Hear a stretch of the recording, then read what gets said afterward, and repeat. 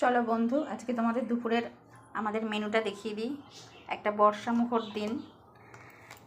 এটা করেছি ঘাটকোল বাটা, কালো জিরে রসুন লঙ্কা দিয়ে ঘাটকোল বাটা করেছি, খুব ভালো লাগে খেতে।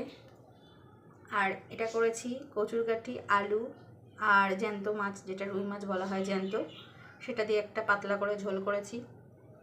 আর এটা করেছি ঢেঁড়স চচ্চড়ি, সর্ষে বাটা দিয়ে আর লঙ্কা দিয়ে, আর নামানোর সময় একটুখানি কাঁচা তেল দিয়ে দিয়েছি, সর্ষের তেল।